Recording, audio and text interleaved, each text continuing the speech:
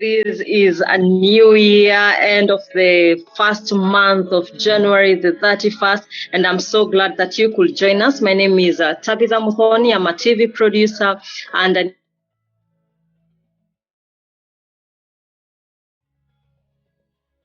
be watching out for if you are really in business. So I'd like to invite our speakers for this evening, and we're going to have just an introduction of who they are, what they do, and then we can start conversation today, which is investing in an election year. And I'd like us to start with Mr. Linus Gitahi, who, let me just have this recap. Mr. Linus Gitahi, a Kenyan businessman and executive, someone that we have known being in the industry for the longest time. He served as the managing director, GlaxoSmithKline Nigeria PLC, and also group chief executive officer of Nation Media Group and other cadres, other titles, and also chairman of the board, Oxygen Marketing Communications, and now Chairman Tropical Brands Africa Limited. And also, in relation to our topic of discussion today, he is also the director, AIB Axis Africa. Mr. Linus Gitahi, glad to have you this evening. Yes, hello everyone. We have Ms. Sarah Wanga, who is the head of research at AIB Axis Africa. Hey, Sarah. Hi, everybody. It's a pleasure to be here. All right, and we proceed to the next speaker of this evening, Mr. Kenneth Minjire, who is the senior bonds trader at AIB Axis Africa. Kenneth, good evening. Good evening, everyone. I'm happy to be here and to be with such esteemed panelists as well. Investing in an election year. Should we invest or not? Yes or no? But you can add. Mr. Linus Gitahi, should we invest or not? Okay, ladies and gentlemen, welcome. It's my pleasure to be here this evening. And well done, Nante, for organizing this. It's a conversation that I must say I do not bring expertise, maybe a little experience here and there. And maybe one of the other things is that I also happen to be the current chairman of Diamond Trust Bank. But I've been taught to simplify this thing and talk like I'm talking to my mother. And that's what I'm going to try to do. So what I have is a short presentation that I'll go through, and then I guess a little later we can have a Q&A, and I'm happy to answer or actually discuss, or you guys can input into the thoughts that I'm going to share. So the title is Investing in an Election Year. And what I have there, I hope everybody can see it, is the first chart is Kenya's real GDP growth from 1990 to 2022. And actually you can see it is a kind of seesaw. So in 1992, what could have happened there? Chances are that it was the elections, and you can see there is a bit of a dip in the GDP. 1987 is 5 years later, was an election, and there's a little dip. 2000, I'm not sure what happened, but 2002 was another election when Kibaki came to power. The economy grows pretty well. And then 2008, there's a dip. If you remember, I think that is when we had post-election violence. And after that, the economy motors very, very well until early 2020, when we got the, COVID hit, and it did not just hit this economy, it hit the whole world. Actually, we must say that this part of the world performed a lot better than many other parts of the world. So that's the background. That's how the GDP itself, the economic growth itself, has been happening during these last 30 years. And if you look at the second chart, is the economic growth, and then on top of the economic growth, we map the NSE share index. Now this is interesting because when you look at the NSE share index from 2003 to 2020, and that's the line there at the bottom, is it orange? It doesn't seem to tell a definite story. It doesn't seem to respond. It is there. Almost. You could almost draw a line, almost flattish. But generally, if you look at 2003 to 2020, there's a general decline in the NSE, and that decline is a function of many things. There are companies that have delisted. Then performance of some companies has not been as hot, as good. So it could be a function of, and this is the NSE 20 share index. Now, with that background, then you come to the next slide, which is today's business daily. For those who may have read today's business daily, there was a slide there that is saying economy. There was a page, I think can't remember this page one, or it was saying economy to grow fastest in an election year since 1988.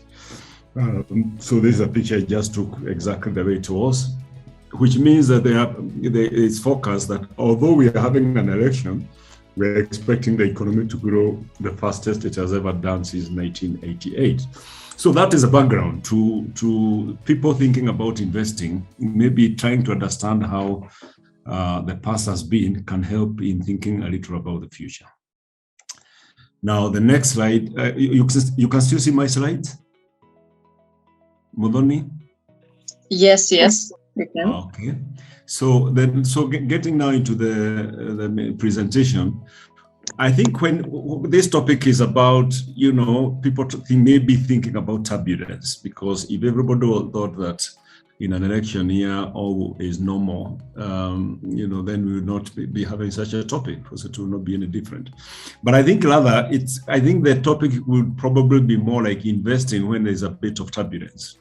And turbulence is not just brought by in Kenya by elections. It could be elections. It could be inflation. If there's huge unprecedented inflation, it does affect the investments that people make, or even whether they invest. It could be drought. And we probably might be facing some drought soon, but in any case, we've had drought in the past that has affected the economy. It could be political unrest. And political unrest can be before, during, or after elections. It can be global financial crisis, like we had in 2008, 2009, which was global, but affecting Kenya. So I would rather look at this more as investing during times of turbulence, rather than restricting it to just an election year. So what are some of the characteristics of turbulence? I think generally one can say that when there is turbulence, stock owners panic and they tend to sell. There are many people who panic. They don't know how this turbulence will end. And why do they sell? Because somebody may be saying, I need to have cash. I don't know what tomorrow will hold.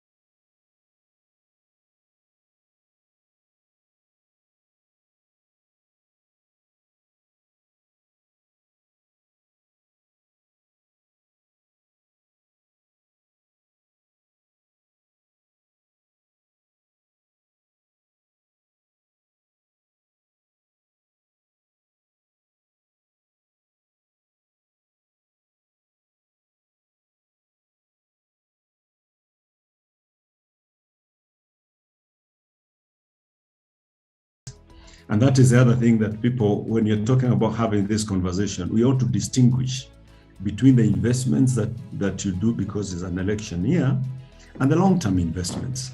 For instance, if I'm taking a mortgage this year and there's an election, there's a sense in which it's actually not affected because I'm taking a 20-year mortgage.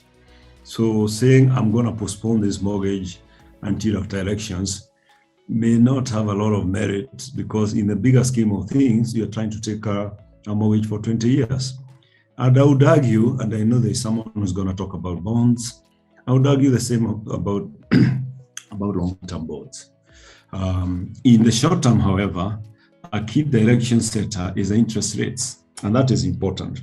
Even just reading a newspaper and seeing the direction that interest rates are going can give you a good idea about some of the basic investments that one ought to be doing. And that is what I have in the next slide. You will find that if there is high interest rates, if the interest rates go up for lending or for in the market, if your savings interest rates go up, and if the savings interest rates and other interest rates go up in an economy, what you find is that they attract money, they attract capital. So you can generalize and say, in a high interest rate environment, short-term capital migrates to the money markets. And here I'm saying money markets as opposed to stock markets. When there is low interest rates, then people are not fighting a return on their money that they are putting in banks. Then they tend to move their money into stocks. So that's a relationship that one oftentimes just needs to study. What is the direction of the interest rate? If they're going up, chances are that the stocks could start going down because people will be migrating their money from putting in a stock to actually securing a higher interest that the banks and other institutions would be offering. But in a disturbed period, and here I'm talking about, it doesn't need necessarily to be an election year. Generally, you find that in a disturbed period, stocks tend to be affected because, and why are stocks affected? Just like savings accounts and other accounts, they are near cash assets. They are assets that you can easily translate into money. So if you are having disturbance, people tend to want to keep the cash so that they can make whatever moves they want to make in a short period.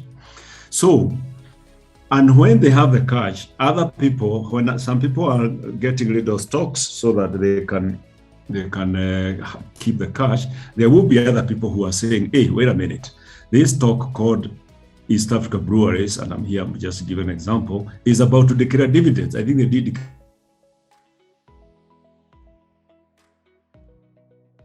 And by the way, we knew that because the previous had almost 3-4 months of no sale of alcohol, we knew that the last year was going to be excellent. And actually, they did not disappoint. They doubled their profits and they declared a dividend. We kind of knew that, that would be the direction that they would take. So some people will have invested in those stocks a little earlier so that when the announcement is being made and the dividends are being declared, they're actually in time for securing those dividends and another possible capital gain that the stock has had after that. Some will take the opportunity to buy low and sell later. And some will take the opportunity to perfect the portfolio for the long haul. What do I mean by that? Although it's a disturbed period and I'm a regular investor in shares, I'm saying, the share prices seems to be low, so I'm going to actually look for money to make my portfolio for when these shares start going up. So again, one other thing that one also needs to think about is the money, the resources I have to invest in these shares. Is it money I'll need tomorrow? Is it money that I can take a year or two without needing? Or is it money that I actually don't need? I'm making, just like I buy a boat, that is an investment I'm making for the long haul. Whichever the case, however, it is important to understand where the business is going. And this is, again, nobody is saying you be an accountant if you're not, or an economist or a financial guru, but just understanding, like I said, it would be almost common sense to say, East African breweries were never sold beer for 4 months, and so they declared X results. In a year when they sold for 12 months, surely they are going to do better. But you must be analyzing that. If people are sitting at home because of COVID, there must be an organization that is benefiting because they're using a lot of data to communicate, to do Zoom, to do all those things. In fact, if Zoom was a company put it in the stock exchange, I'm sure people would have, for instance, bought a lot of shares because everybody would have been on Zoom for the last, since COVID came. If it's an energy company, for instance, which is growing, you have to ask yourself, what is happening to that energy sector? Is it oil that is driving energy? Is it solar? Is it hydro? And then what is the future 5 years from now? Which direction are we going? Are we going to cleaner energy? Probably yes. Who is investing in cleaner energy? Are they available for me to invest? So those are basic questions that one asks, which are kind of things you just lead along in regular publications. If it's in agriculture, we know that, if you're just selling mangoes or avocado, that's not where you make money. The guy who ends up making a lot of money is the guy who does value addition. So who is this organization that is doing value addition? Are they available for investments?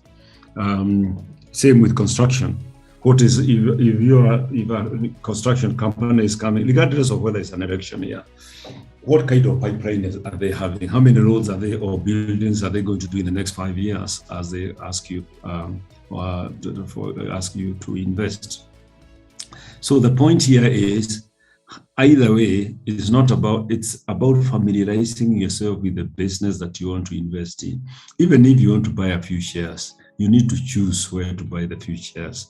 And you need to interest yourself in understanding what's cutting in that environment. And oftentimes the things that will make a difference are not these things that we do a lot of formulas about.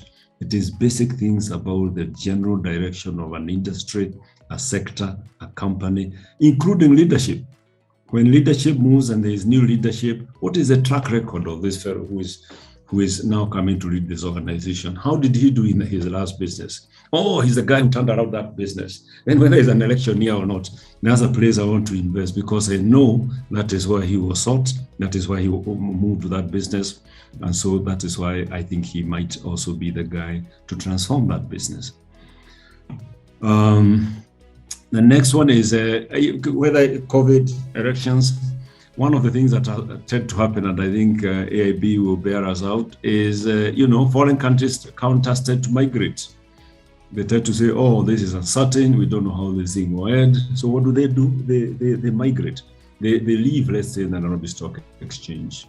When they do that, for you who is not leaving, for you who is going to be here the next 2 years, 3 years, 4 years, 10 years, 20 years, maybe is a time to think about those shares. Why? Because that whole environment gets depressed. The shares get depressed and therefore they become a bargain.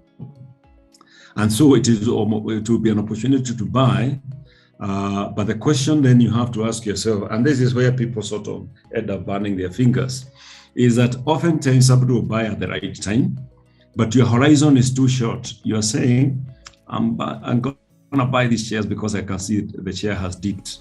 But this money is for school fees for my son for, let's say now we're in January, for March. Now, when you sell in March, the stock would still be depressed and you have to sell anyway.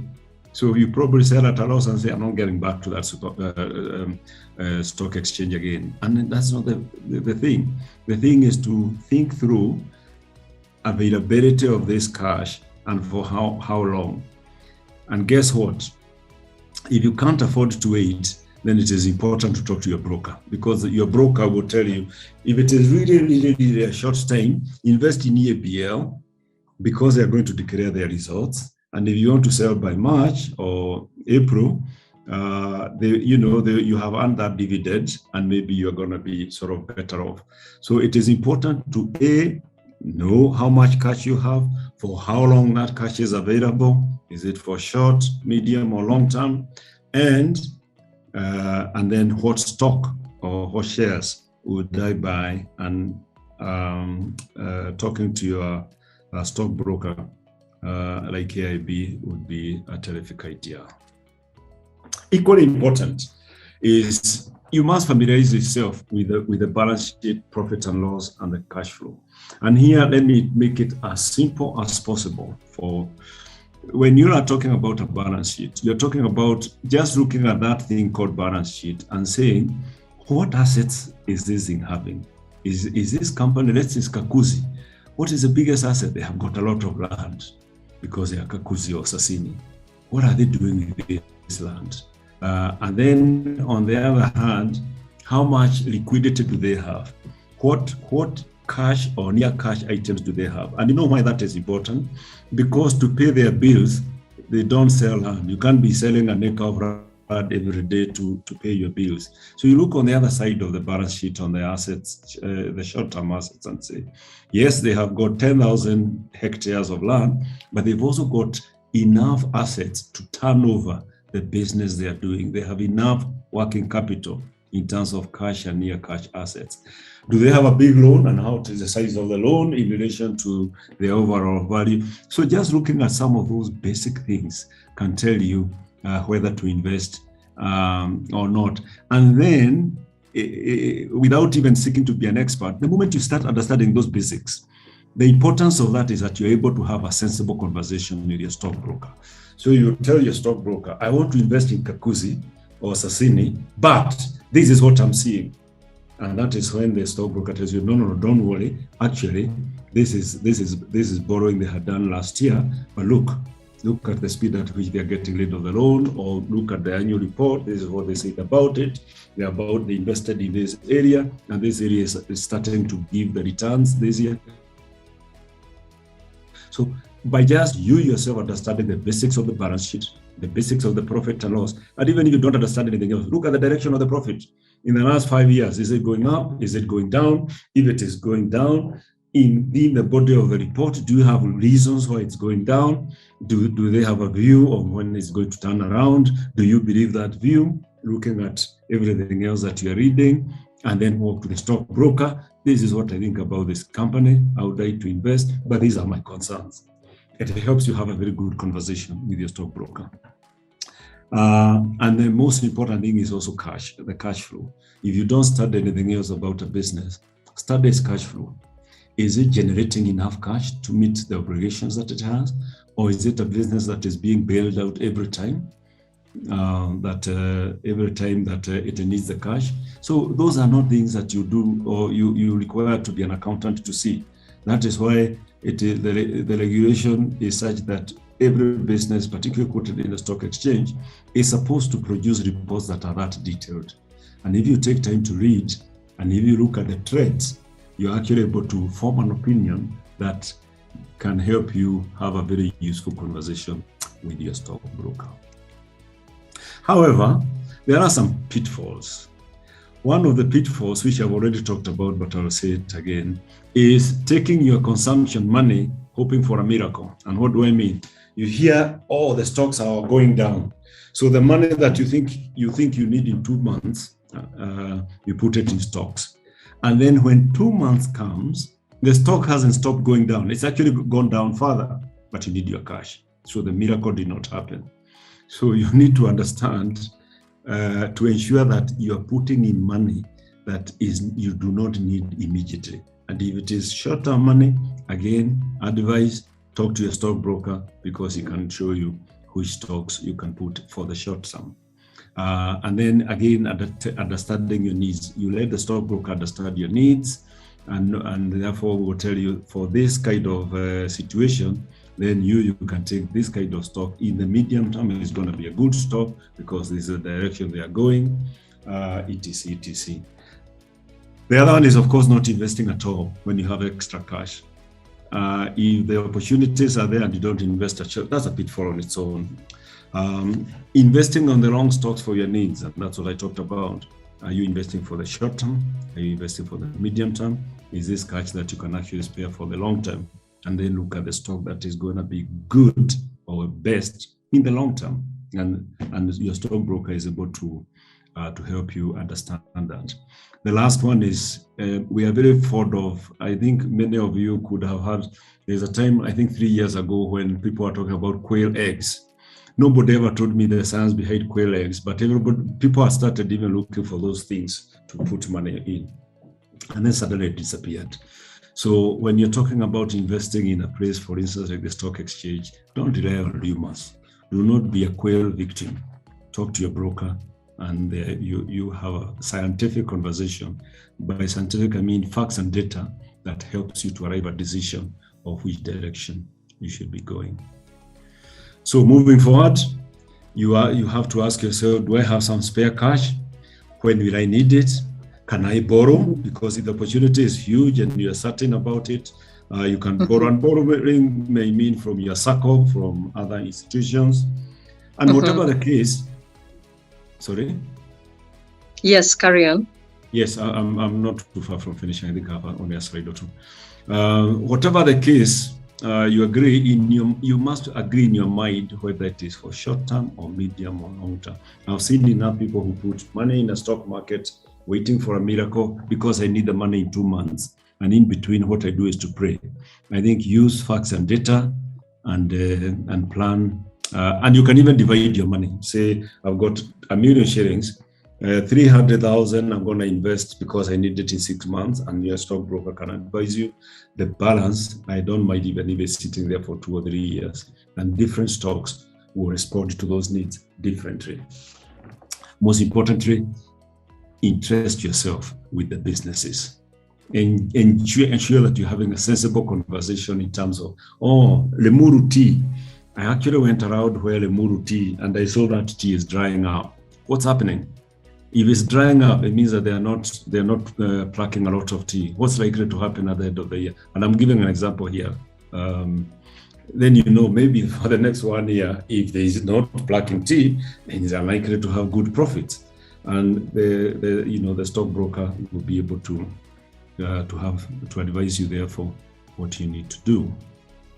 In conclusion, whatever you do, and it's not about stocks, it's about life, to be honest, have the discipline to see it through. I think the graveyard of investments is full of people who started and never finished because they get distracted along the way. So think through and have the discipline of seeing it through, and ensure that your investment is not random. I saw something on TV, and then without talking to anybody else, you go and invest on what you saw on TV. Talk to a professional. It doesn't cost you. In fact, the stockbrokers will not take your money. They make a commission on the investments that they eventually make. And it is in their interest that they advise you well, that your money grows, because even when you're selling, if out of 1 million, they made a commission on 1%, by the time you're selling, if it is 5 million, their 1% that you make on selling will be even bigger. So the stockbroker is always on your side when you think about it. And certainly that's my experience with AIB. So understanding the basics of the business you want to invest in is an imperative. And here I'm not talking about you being an accountant, just understand what do they do. Actually, if I ask, what does Safaricom actually do? I wouldn't be surprised if, a good number of people listening here will say they're in the business of calls. I call you, you call, and I use the Safaricom platform. Until you realize that actually that is probably the least profitable, that the whole thing about data is where increasingly they're making most money.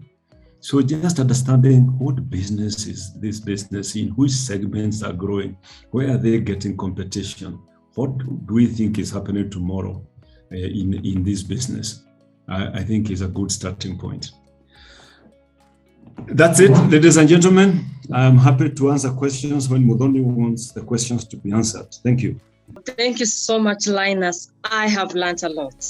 I was in a class. I felt like I was in a class, and I think everyone can agree with that, right?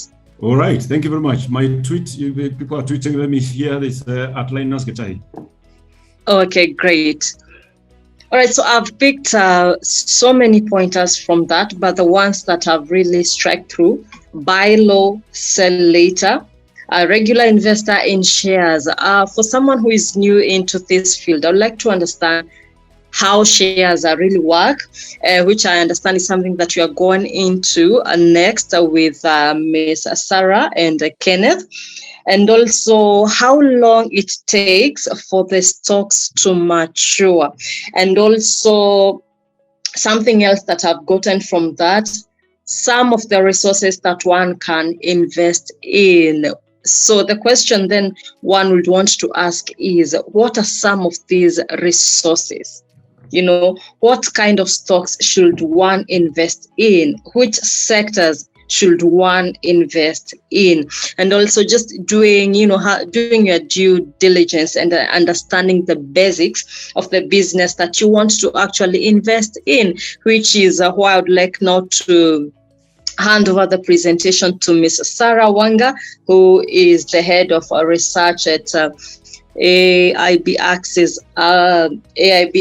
So Sarah, maybe you can take us through some of the sectors that one should invest in, also being it that it's an election year. We understand how Kenyan elections actually really become. So maybe from a researcher point of view, you can take us through, some of the opportunities that are available, the cautionary measures that we should take. Mr. Linus has expounded so much. I feel like he has spoken for everyone here. But let's get to the nitty-gritties of this. Let us understand some of the, investment trends that we have. That is where to invest in an election year. And also maybe we should also start from here, hearing from you on whether we should invest or not, it being an election year. So over to you, Sarah Wanga. Should we invest or not? And then you can also take us through some of the, investment trends and what we can actually invest on. Sarah. Thank you very much. I've shared my screen. Can you see it? Yes. Okay. Yes. So the question is whether to invest or not. I think the simple answer is yes, invest. And as I go through the slides, as I go through the slides, I'll explain why I say we should invest. Okay. So the objectives of this presentation is to answer these 4 questions. So one is, do most investors adopt a wait and see attitude as during the elections? Because we've heard a lot about the fact that investors like to keep their money until after the elections. And so the question is this actually what actually happens on the ground? The second question we'll answer is, which economic indicators are affected in an election? So we'll touch on the economy and just try and see whichever sector you're in. So you might be in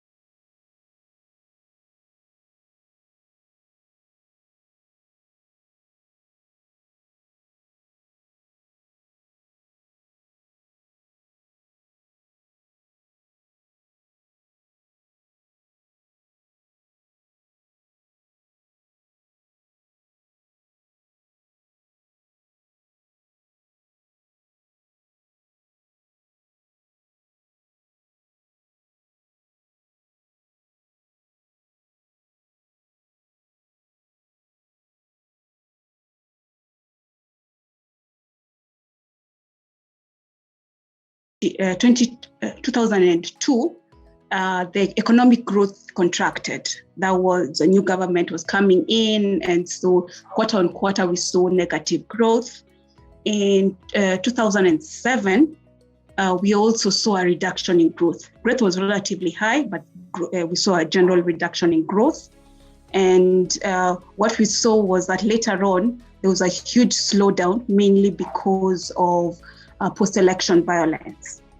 Then in 2013, there was actually an increase in growth. And so an investor who probably looked at the past 2 years and saw growth reducing and was like, let me not invest in the economy, missed out on the boat in this year. In 2017, there was mixed. So there was a slight an increase in growth in the first quarter and second quarter, and then we slowly saw things reduce as we drew closer to the election in August, and then after that, things picked up. So this was a nice time during the election, just before the election, when things are reducing. So it's a good time to invest for most investors. Okay, moving on to the individual sectors. So we can see manufacturing has had mixed performance. So in 2013, we saw an increase in growth, which was good for the sector, but 2017 growth reduced. Wholesale and retail and construction in both years have been improving. So these are sectors that have performed well, and in our view, we could see that continuing into 2022. Real estate, however, was negatively affected, and so growth declined in the respective years. Moving on to transport and storage, performance was mixed. And 2017, there was an increase, but in 2013, growth declined. Information and communication, again, a bit mixed, but more towards positive. In finance and insurance, we saw mixed. And accommodation and restaurants, which is expected, tourism does really poorly during those years. And that's something now, if you're looking at investing in that sector, like in TPS, you would consider this. So we expect the sector to perform poorly this year. So this might be a bad year for TPS. And then just looking at a few economic indicators so that we can know where we are currently. So on the first slide here, we have got cement production and consumption. And as you can see, growth is really high. And so this shows us that companies in this area, in particular, Bamburi Cement, is likely to perform well this year, which will be positive. When we look at agriculture, this is the price of tea and coffee, the price and quantity of tea. We can see that the prices are increasing, but we are relatively lower than where we've been historically. So this speaks to the currency. We're getting less dollar inflows because we're not getting as much for the quantity of tea that we produce. The slide down here, we look at the NPLs, which is an indicator of the banking sector. NPLs are currently at around 14%. It's a high industry average. In around 2012, we are around an average of 5%. So it's NPLs are really high. So non-performing loans, that shows that a number of businesses are struggling to repay the loans. So they're borrowing from banks, but they're not paying as much as they should. However, a trend that we expect is that as things improve, as economic activity is picking up, we'll probably see this reduce. So this will be positive for banks.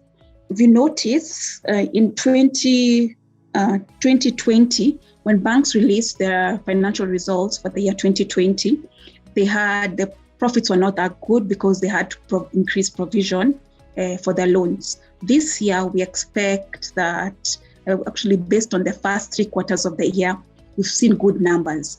And that's a trend that we expect will continue in 2022. So banks seem to be a good pick. And as they continue lending and the quality of the loan book improves, that'll be positive for the banking sector. Here we've got private sector credit growth. And a key concern is that the government is borrowing a lot from the private sector. So it's taking away from the banks. So it's taking money that the banks should be given to the private sector and using it. So this is why private sector credit growth remains relatively low. As you can see, in 2016, we were in the around 18%. Right now, we are below 10%. Unfortunately, this is a trend that is likely to continue. For banks, it's positive for them because they get high interest rates that is risk-free. And so it's good for their books. So we could see profitability continue to increase. But for the rest of the private sector and the economy in general, it's negative for us because people find it hard. Banks are not willing to lend to most people. So on inflation, I'll leave Minjire to take us through the slide.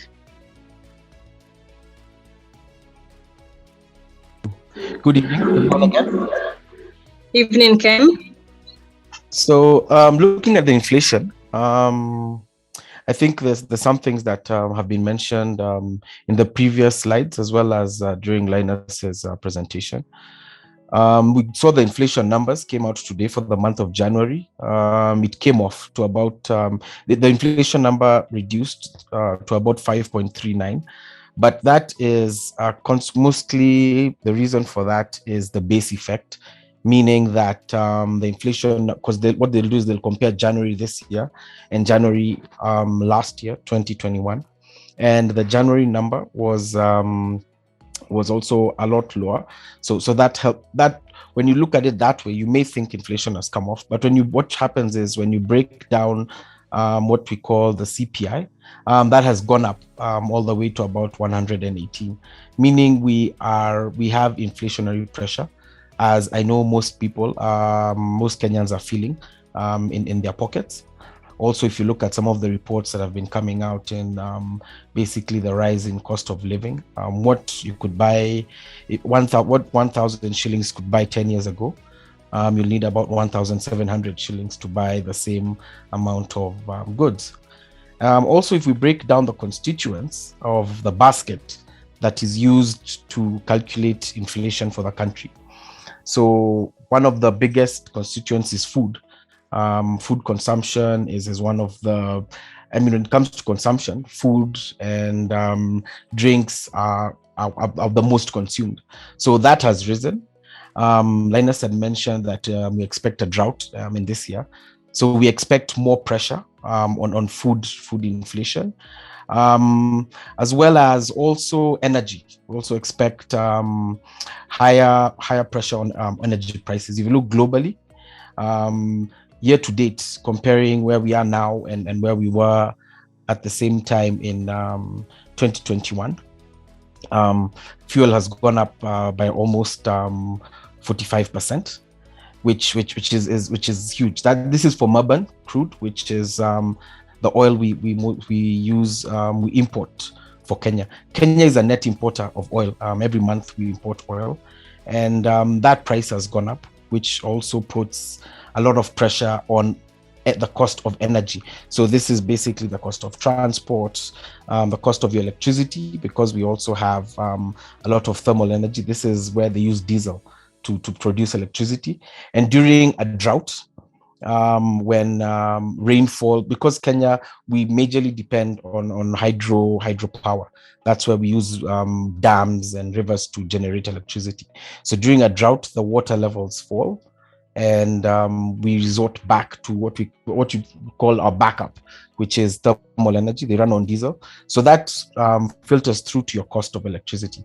Of course, there's some. The president has tried to ease the burden on Kenyans. I'm sure you've seen over the last 2 or 3 months a lot of in the news about bringing down the cost of electricity. We've actually seen this bring down the prices of energy. So if they're able to continue some of these subsidies, as well as subsidies on petrol prices. If you'll note, petrol prices have held constant for the last 2-3 months. That's because the National Treasury has been subsidizing the price, basically paying the difference as global prices rise. To keep the price stable, they've been paying off that difference. Albeit it may not be sustainable. especially in an election year where the pressure on the exchequer to fund the election process will be quite high. So we're to see how long they'll be able to hold out with the subsidies. So this will also affect the inflation number. Another thing is, although I will mention that food and energy being the biggest contributors to inflation, it's something called overall inflation, and they're very cyclical. So we have a drought for 3 months, inflation numbers take a hit. It starts raining because we are mostly a rain-fed agricultural country. It starts raining, food prices come down, inflation comes down. So they're very cyclical. The energy, although energy is another factor, because we are net importers of crude oil, we don't have much control of that, which is why we've seen the National Treasury step in to give subsidies. That basically is external pressure. So we are at the mercy of global prices, which have been increasing as global growth has been rising post-COVID as economies come back online. But now the key inflation number to look at, especially when evaluating interest rates and what to expect, is the core inflation number. So the core inflation number has been very stable over the last, I'd say almost the last 3 years, and has been low. At the major driver of this, as you'll remember, there was a point where the government instituted rate caps on the amount of interest you could pay when you're borrowing. So that has been basically the biggest reason core inflation has remained under control, because when they put in rate caps, the borrowing number came off, and also the banks, because there was a big fight between the banks and the government because they felt they could not adequately price the risk. So for example, they couldn't lend to EABL at the same price, at the same level that they were lending to a smaller SME, Juakali SME somewhere. The risk with the smaller SME is much higher than that for BABL. So what happened was they stopped lending to the SME sector, which I have to mention, SME sector is the biggest driver of growth in the Kenyan economy. So lending to the SME sector dried up, which also is the reason you will notice we saw a mushrooming of microfinance institutions because they came in to fill in the gap, which goes again to during turbulence, because even the rate cap was, Linus had mentioned, turbulence is not just elections. So instituting the rate cap also caused turbulence in the economy. And there's always opportunities to invest. And we saw MFIs mushroom everywhere. A lot of them closed, but a lot of them as well have been very successful, and they're still lending, albeit at much higher levels than the banks were. But getting credit has been difficult for SMEs. So what will happen with core inflation, we feel this year, is that we should see a rise. Sarah had mentioned the growth of credit. So what that means is the banks will lend more and more. And what has actually been preventing them from when the rate caps were lifted was they are supposed to get pricing models for their loans. So basically this means how they are going to decide at what rate are they going to lend to Kenneth, or at what rate will they lend to Sarah.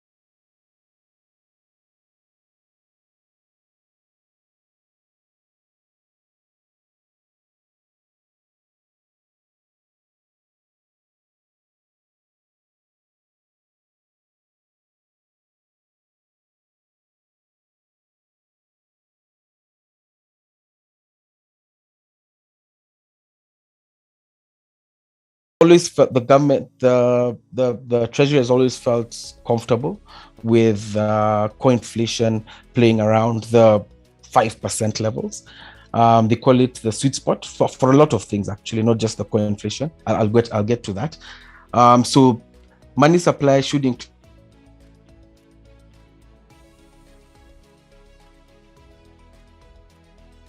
inflation goes up means the cost of living goes up, which affects what's in your pocket, which means interest rates also rise. So you should be very cognizant of that, because what it means is whatever you're investing in, let's say it's real estate, you've put up your rentals, and your rentals are earning you a rental yield, an annual rental yield. Basically, the rental yield is your cost of construction and running the property versus the rents you are receiving on an annual basis. When you get that percentage, if that percentage is below the inflation level, basically it means you have negative return. You are losing value on your money. So whatever you're investing in, even be it stocks, always look at the dividend. Am I being paid when I calculate my annual dividend for holding that stock? Am I being paid? Am I able to price in the inflation so that my return is positive? If whatever return you're making is below the inflation number, basically you have negative return, which means if you assuming all factors remain constant and you continue earning that amount of money that is negative return, at some point you will have lost all the value for your funds. That's an extreme example, but I hope you understand what I mean. Moving to the next slide. So what the impact on GDP of increased of currency, sorry, let me get to currency. I'll go to the next slide that talks about USD, because when it comes to currency, USD is what we mostly compare with, because when we're importing products, when importing materials like oil, intermediary products, tourism,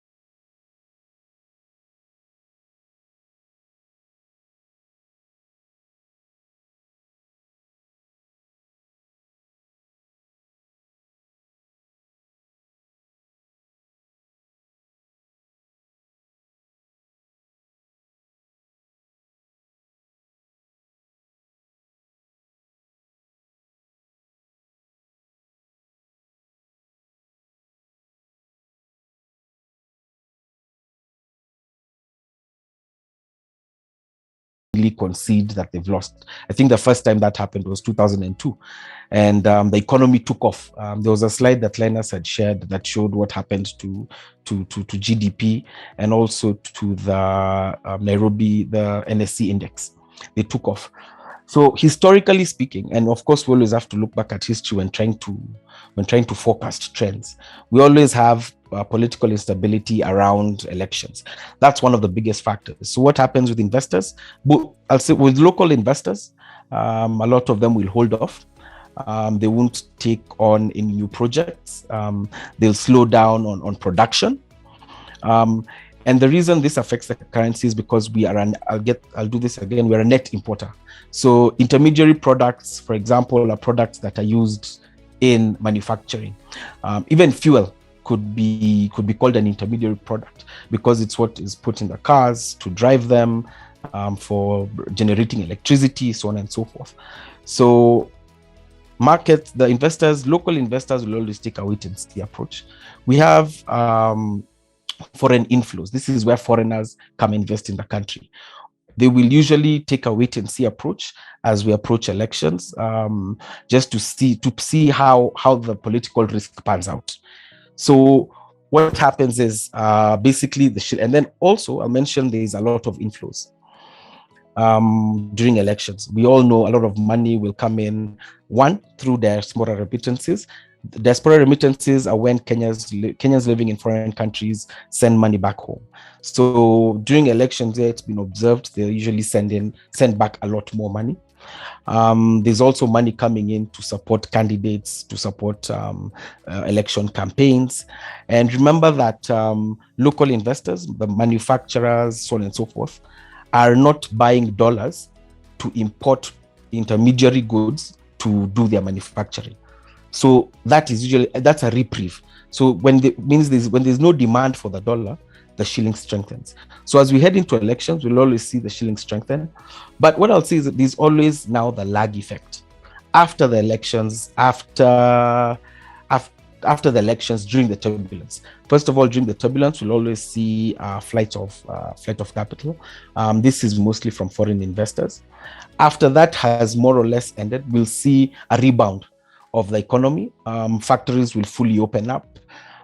Tourism also picks up. Now we've completed elections. That will pick up. So, but the biggest driver is usually demand from local investors. Local investors will start their orders again, their foreign orders. And this is the disadvantage of being a net importer. So there's always be a lot of demand. So when the economy grows, it causes a lot of demand for the dollar, which weakens the shilling.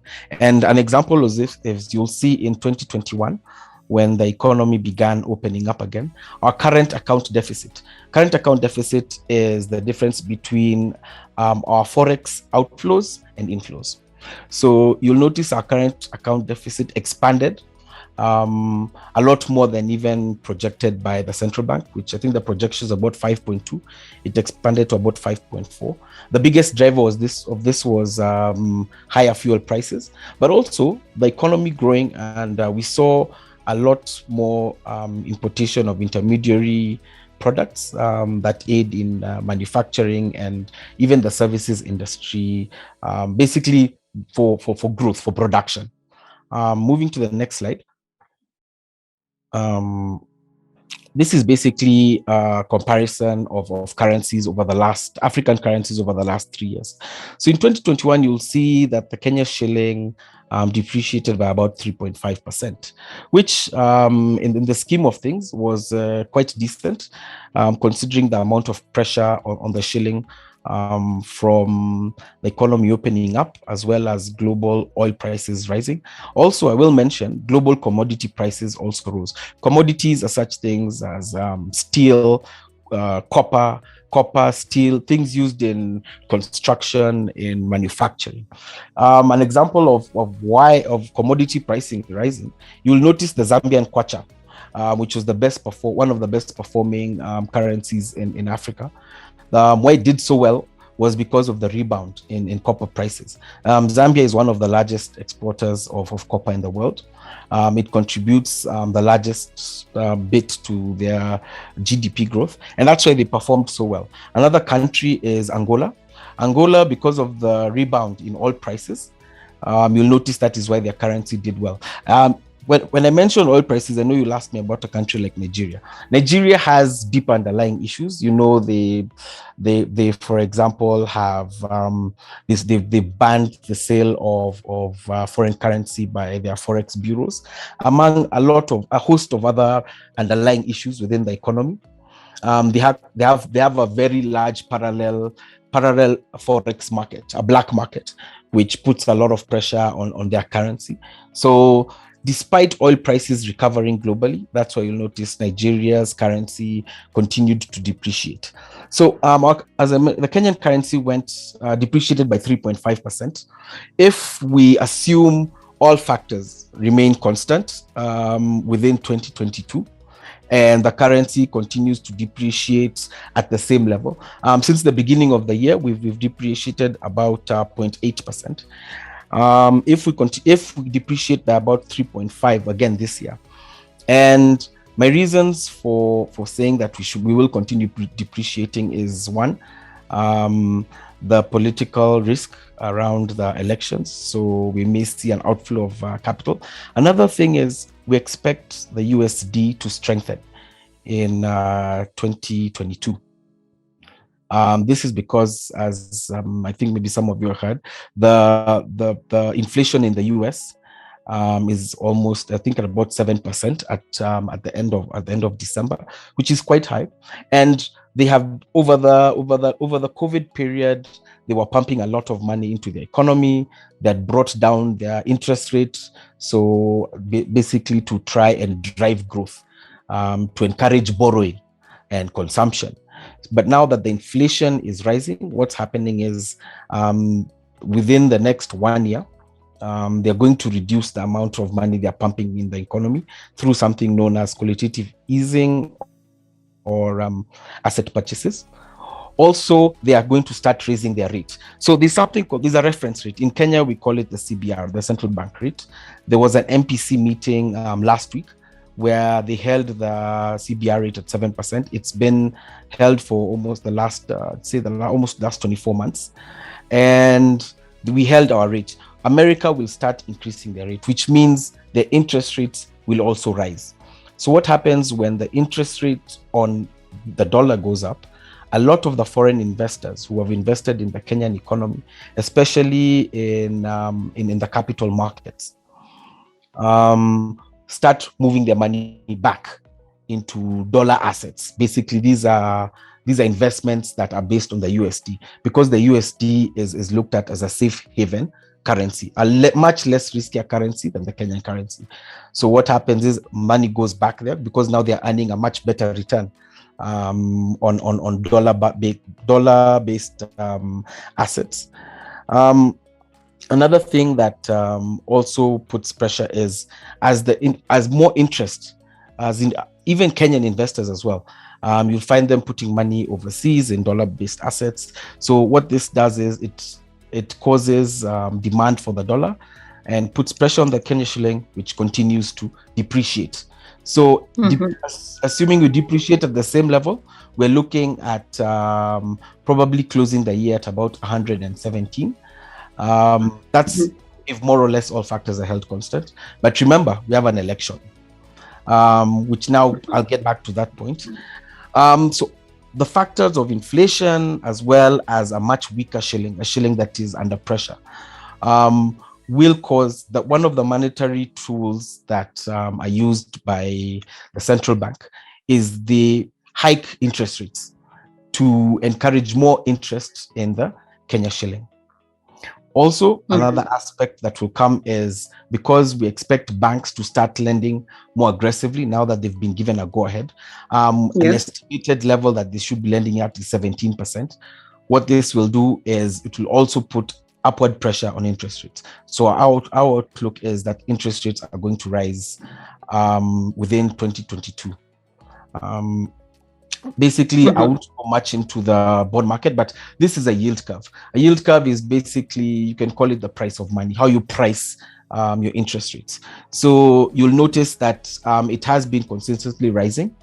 We expect it to continue rising in 2022. Next slide, please. So before we go into equity markets, I'll say when in a high interest rate environment, or I'd say in a turbulent environment, so high interest rates, high inflation, and an election year, and a depreciating currency. So that is a turbulent market. Cash will always be king in a turbulent market. Not necessarily in Kenya shilling. USD, because we expect the shilling to depreciate, will also be a good USD or USD-based assets will be a good investment avenue.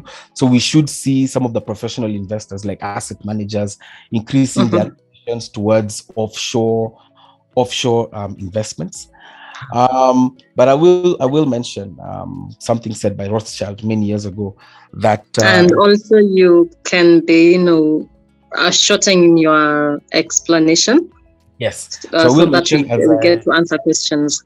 Yes, as I finish, I will mention Rothschild mentioned many years ago that, and Linus touched on it, buy when there's blood in the streets. And even talking about some of the equities that are on the exchange. Know your companies, know the companies that will benefit from the turbulence, and also hold your cash until it's the right time to get in when there's blood on the streets. It's a contrarian investment philosophy, but I stand by that. Thank you. Sarah? Okay, great. Thank you so much, Sarah and Kenneth Minjure. Well put. So now, yes? Yes, Sarah. Just a few more, just to answer the question on where to invest. Yes. Yes. So I want to touch on the equity market. Mm-hmm. And I think a key misconception that we tend to have is that the equity market performs poorly during election years. So just looking at history, this actually tells us, when we look at previous years of elections, this actually tells us that the market has actually performed really well during election years, except for 2007, when we had the post-election violence. So it performed well until the violence started towards the end of December, and then now it lost some ground. But all other years, they've been positive. So our view is that this year, we'd see the market also perform really well. And now when looking at individual stocks, I would say my key picks would be banks. So as you can see, banks perform well during election years. This was a mixed performance, but generally ABSA has gained during election years. Standard Chartered also seen it gaining. It was a mixed performance, but overall, just before the election, it starts gaining. So if you're to buy it right now, you could see a price appreciation. Look at DTB. DTB has also seen increases in price during election years. So we could see the same replicated this year. KCB has also continued with that trend. So the same could be continued this year. Equity Bank has also been the same. We've seen COP. COP is also the same. Although if we're looking at Equity Bank's current price, it's currently a bit high. Actually, Equity and ABSA currently trading relatively high, but the others seem pretty attractive at these prices. When you look at EABL has generally been an upward trend, save for this, there was a mixed performance. And then BAT has generally been, I would say, a mixed performance.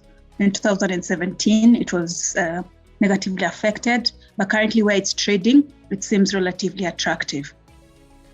Bamburi has had, also a mixed performance, but overall, we've seen it gain during this period. It's currently trading at a very good price. And as I can remember previous slides, we showed what's happening in the construction sector. So Bamburi seems to be a good buy. And so if I was to give a summary of our presentation, is that we expect growth to increase. We expect inflation to also rise and the Kenya shilling to depreciate. Interest rates are likely to rise. So if you're investing in fixed income, you can consider investing in, as the year goes by, investing in more fixed income assets. So that's that's treasury bills and treasury bonds. And then growth and value stocks are likely to perform well. And I've mentioned a few that you can consider. Safaricom is also relatively attractive at the current price. Yes, I think that's it. Thank you. Wow, great. I loved how you have, wrapped up that. So I feel each and everyone has touched the nitty-gritties of what we wanted to learn today. And we can go into the questions. So, okay, thank you to all the panelists. Quite informative. That's Kirit Sutaria. What can you advise a 25-year-old on investing? This was directed to Linus. We can incorporate more questions. I think this has been answered. But Linus, maybe you can just, briefly touch on that. Please ask questions. Okay, sorry. How do you differentiate undervalued and overvalued stocks using fundamental tools analysis? Sarah or Kenneth, you can take up that. Please jot down your questions, but when we come back, you just have like a 1-minute response because of time. How do I go about forming a CDS account, Kenneth? Okay. You speak to your broker. It's a very simple process. Actually, with AIB, we have our online portal, both through our mobile app and through the internet. So you don't even have to visit our offices. Just download the mobile app. It's a very quick process. As long as you've submit all the documents, your account should be opened between 24 to 48 hours. How do they get to know which apps to use? Legit apps. We have the AIB mobile app, which Naila will share with everyone here. It's a very legitimate app. I use it myself. It's a very quick process and very easy to use. Yeah. Okay, great. So we should preach more about that, the AIB Access app, which, because most people do not know where to start when it comes to investing. So yes, this recording will be shared, so no worries. My question is, can one get consultation option? Yes, I believe that we have with Abojani AIB a consultation option. Yes, we are readily available. They can visit us at offices or just call us. The numbers are in our website, and we can start the conversation. Okay, great. Sectors that are likely to do well, we tackled these, but then this recording will also be shared, and you can listen through. Sarah has tackled that so well. And is there a snag in diversifying portfolio during the election period? This was directed to Linus. So Linus, you're going to take up this plus the 25-year-old one. There was a question that was directed to you, because you have been there, the longest time. Linus, what advice would you tell your younger self about an investment strategy to weather through market forces or dynamics in an election year? So also, besides the election year, generally the dynamics, how to go about that. So Linus, just very briefly on this. Linus? Okay, so let's move on to the next one. How can we do a follow-up on how to get the dividends? Kenneth, Hello? Sarah? Hello, can you hear me? Yes, we can hear you now. Yeah, I that question about a 25-year-old, I really don't understand it, because first of all, investment is not a function of age. In fact, these days, some of the millionaires we have, particularly in the tech world, are 25 years and below. So actually, if I came across a 25-year-old, I'm more likely to ask him myself what I should be doing with my money. But I guess what he meant is probably a young person who is not quite sure about where to put the money. Yes. And I think that's basically what I was trying to say. There is an issue of how much money do you have, how much can you spare, is it for short term or long term? Understanding the basics of the business you want to invest in, basically. So there is no one shoe fits all because you're 25-year-old. But I think it is important to understand those things that we talked about for you to decide. But the most important thing is, if in doubt, see your broker, and that is why AIB exists. Yes, great. So guys, there you have it. Download the AIB Access app. It has so much that you can learn and also trade. So someone else is asking, okay, yes, these recordings will be shared. Someone is asking something about an app for the diaspora. This is maybe I can take that. Yes, please, Sarah. It's Naila here, but yes. Naila. Anyone can use the AIB DigiTrader mobile app. You can find that on any Play Store, including Diaspora. You can open a trading account without any documents. All you need to do is key in your details. So whether you're abroad or you're in another county or in Nairobi, just get the app or go on the online platform on our website, which I'll put in the chat, and you can open an account easily. Okay, great. So there you have it. Where could we classify the current interest rate in Kenya? This was answered in the explanation that you had with Sarah and Kenneth. If the stock price is going down due to turbulence and you have cash, can one average down? This was answered, I believe. Yes. Kenneth, you answered this. Okay, Sorry, no, there's a question that's, yes? Yeah, I didn't answer that, but I think I forgot to mention that. What I'll say is never wait for the bottom, which is what other people do. Mm-hmm. Yes, you could average down, but also look at the trend, look at historical prices of that counter. And again, going back to what Linus says, there's the basic. Look at the balance sheet, the cash flows, the profit and loss, and where the company is before you can put in your money to try averaging down. But yes, averaging down is a brilliant strategy.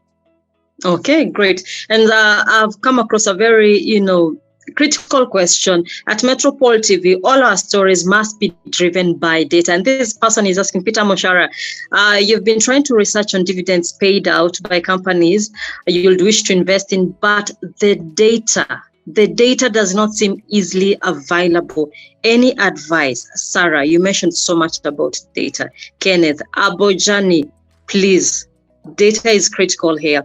So how can you go about getting or having access to this data? Any advice? The data is available. Yes, very quickly on that. Yes, the data is available at the NSC. Unfortunately, I think it sells a number of the data, but we make it available to our clients. So you can contact us and we'll give them the required information. Actually, in terms of interacting with our research team, we've got a Telegram and WhatsApp group, which they can access. Go to our website, you'll get the links there. And for our Telegram group, we open it every Thursday. So we have a live interaction with all our clients. They ask questions. So it's an opportunity for anyone who's got any questions about anything to do with the market or the economy to have their questions answered. And they can definitely call us. So I think that would help. Yeah, if they have any questions, they can interact that way. Yes. Great. Please share your Telegram link right now so people can join in. And also, as we wrap up, we have 7 minutes. That is 6. I'll make that 6. What would be your advice about the infrastructure bond by government vis-a-vis the stock market? Kenneth? Yes. So what I'd say is look at the interest rates, always try get a positive return. And I'll go back to someone had mentioned diversification. It's always good to diversify and not put your eggs in one basket. Theoretically, the textbooks say when inflation rates are going up, the best place to put your money is in stocks. So for example, in Kenyan stocks would be something like Safaricom or EABL, or cement, or even banks, because what will happen is they'll always price the higher goods, the higher costs of their inputs, or the higher cost of products. So you'll find that as inflation goes up, so the prices of goods and services that they're selling, which means that ideally, theoretically, it means that the stock price has priced in the inflation for whatever product or service that company is selling. So it means you're covered from inflation. With bonds, especially those with what we have available locally, fixed bonds. Theoretically, they're not the best form of investment, but I'll say in Kenya, what happens is it's very rare that you'll find any government treasury is earning a negative return. What happens because we have a demand and supply market and auction. Whenever people are buying, they'll always price in the inflation level and bid accordingly. So the interest rates will always be above the inflation level. But yes, theoretically, stocks would be the place to go when you're in a high inflationary environment, unless we have inflation indexed bonds, which we don't have locally. Great. All right. Now each of us is going to take 1 minute to just wrap up your parting shot from the discussion that we have had. And also our attendees, thank you so much for attending. Thank you so much for your questions. Thank you so much for making the conversation engaging. Please, if you have any questions, follow the Telegram links that have been shared in the chat section. Follow them so that you can get to post your questions there and continue this conversation out of these Zoom interaction that we have currently. There are so many questions, development rates, but please let's wrap it up there. So I'll start with Mr. Linus Gitahi. Please, a word of advice as we wrap up. Linus Gitahi? Okay, as he had just let us have Sarah Wanga. Miss Sarah? Sarah? Yes. So yes, as we wrap up. Yes. So my final words would be that this is the best time to invest. As you've seen from presentations, it's hard to know the bottom, and the important thing is to realize that the market sometimes goes up, goes down. But in the current environment, it presents a good opportunity for someone to invest. So this is the best time to invest. Thank you. Best time. Ken, 1 minute. Yes, definitely. In wrapping up, I'd say yes, invest. Be wise to what you're putting in your money. Look at you don't need to be a trader or have a PhD. Look at the simple things like return on investment. Am I positive? Am I negative? I'll mention look at tertiary service. Look at tertiary services. Yes, it's an election year. There's a lot of money flying around. Don't put your money. Don't go print T-shirts. But try look at services that benefit from the elections. Invest wisely. Thank you. Do we have Linus? Yes. Okay. Thank you very much. You can hear me? 30 seconds. 30 seconds? Yes, 30 seconds, one word as we wrap up. Okay, one word in 30 seconds is a short story. When I was young, my father told me that you eat when you are old, you eat what you will have invested when you are young. I know there are many young people in this gathering. This is a time to invest, because so that when you hit my age, you look back and actually enjoy your savings. Do not postpone investment. Worry about where you're going to invest, but for goodness sake, invest. When you are 60, don't say you are not told. Thank you. Regular investor in shares. Robert, a second. Robert Abojani. Thank you very much, everyone, for joining. So it was exciting to have 500 people on board. So thank you very much. For financial education, you can always enroll to Abojani Masterclass, beginning from 7th of February. Thank you. Great. Thank you. Naila, please, I would like to hand over this meeting to you. Please wrap it up for us. And thank you so much. My name is Tabitha. Let us engage online. Naila, please wrap it up for us. All right. Thank you so much.